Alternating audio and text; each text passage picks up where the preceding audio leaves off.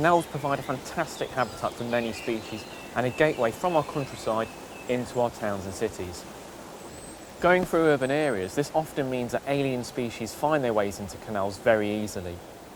The UK doesn't suffer too badly from invasive fish, around about 14 species, from Wells catfish that can get well over £100 in the UK, to the topmouth gudgeon, tiny little species which is actually on the world's top 100 invasives.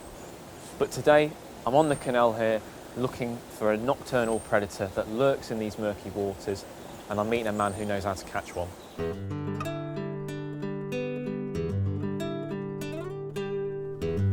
How you doing, Pat? You all right? Good, thanks. Yeah. You? Yeah, I'm good. Good. Looking forward to it. Yeah, me too. We haven't already guessed. I'm hoping to catch Zander today. That's my target species.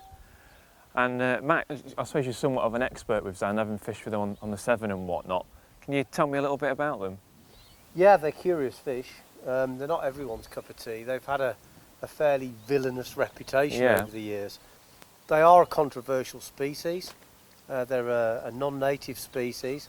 And as someone who's very vocal about not stocking non-native species, it's perhaps surprising that I've developed this real admiration for the Zander, but I have. Well, it's good that you mentioned they're non-native. So, I mean, how did they get into the UK, I suppose, first, and then obviously here on the canal? Well, that's a good question. I did actually research it, and you'll have to forgive me if my dates are slightly awry, but the first Zander came into the UK in 1848, and they were brought in from the continent to Woburn Abbey in Bedfordshire. So he's the guy who's responsible for quite a few invasives, isn't he? Grey squirrels and muntjacs and whatnot. That's right. Yeah. He's got form. And, so he brought them into Woburn Abbey. After that, some of them were transferred into Longleat. I don't know whether that was concurrent, but it was certainly quite soon afterwards. And to Coombe Abbey, near Coventry. Yeah. Hence why we're fishing from here.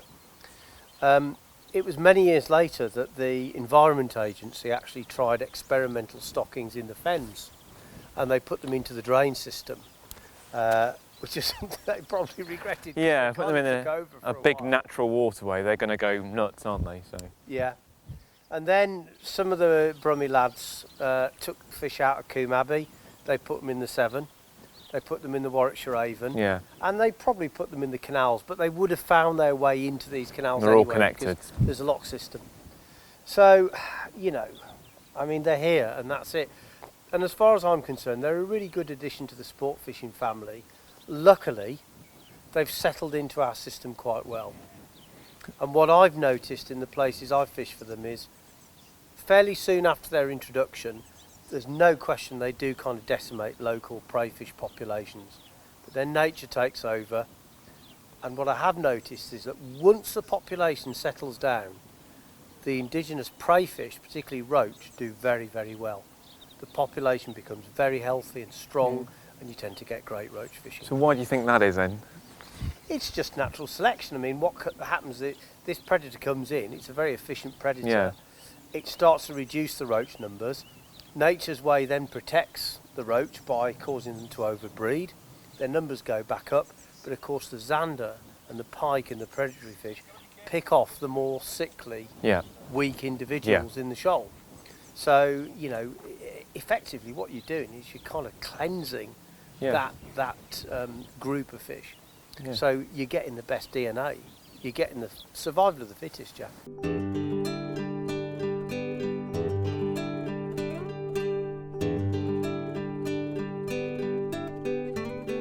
So I've been known to wet a line, Matt, but I'm no expert at fishing. So how are we going to catch these Zander today? Well, for most people, bait fishing is the way they go. Right. But I actually prefer to fish with lures, especially on a piece of water that I'm unfamiliar with. And I like to be able to explore the water. My experience tells me that probably the Zander are going to be lying alongside these boats or possibly underneath them. They'll enjoy the cover of that. But it's a pretty simple technique. The great thing about fishing with lures is you can cover a lot of water. And what I've got here is a small weighted jig head. Right. That's only 5 grams in weight. And that's basically a kind of lead head, if you like, moulded onto a fairly large single hook. And then a variety of plastic lures, either small fish replicas. This is actually a little grub. with Right, two yeah, I was going to tails. say, what does it replicate? I suppose it's... Well, I suppose it might be a bit like a crayfish, but that's not the point really. It's just the movement and the vibration. Just sets them off. Yeah. They don't really take too good a look at it. If it looks vaguely edible and it gives out the right vibrations, they'll nail it. I'll give it a go. And they're very effective at doing that. But the main point to bear in mind with lure fishing is you're covering a lot of water. The key really is to find the speed of the retrieve. It's very cold at the moment, so they're not going to chase a lure at high speed. We're going to have to really comb the lure across the bottom and try and drop it onto a zander. And if we do that and get really close to one's face, then hopefully it'll have a bite at us. Right, let's get one.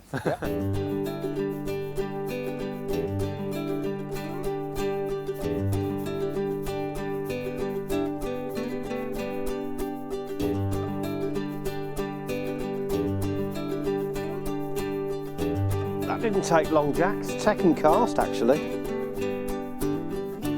Well, there you are. There's your zander. What are the key features of this zander then?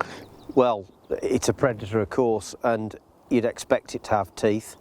And look at these fangs at the front here. It looks a bit like Dracula. They're very sharp.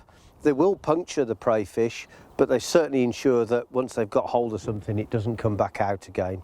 Next feature is the big eye. They've got extremely good low light vision. Zander, they can feed quite happily in water the colour of chocolate. Beautiful mottled coloration on this specimen. It's really well camouflaged from the prey fish and from any potential predators of its own, such as pike or any predatory birds. And then the most distinctive feature of them all, I think, the wonderful double dorsal fin. The perch-like spiky dorsal with its wonderful black bars, and behind it the grayling sail-like softer dorsal fin. It's a very, very unusual combination, and these fish are a bit like Marmite. You either love them or you hate them, and personally I love them. Well, of course, some people do eat these fish. I don't. I like to return them to the water in good condition. They're a fine sport fish, and with this fella here, I've got to say to him as I put him back in the water, thank you very much for making a difficult job seem really easy. So it's really evident that Matt's passionate about zander. And the UK spends billions on getting rid of invasive species, particularly things like signal crayfish and mink, which cause untold damage. I think with zander, the jury's still out. I mean, obviously they shouldn't be here. And in waterways like this, they can have negative effects, but nature finds a way, and certainly they've been in this canal for a fair time now, and there's lots of other species still abundant, so maybe more research needs to be done to find out if zander do cause problems. Certainly with any invasive species in waterways, they're very difficult to remove once they're here. So I think it's more a case of learning to live with zander than eradicating them.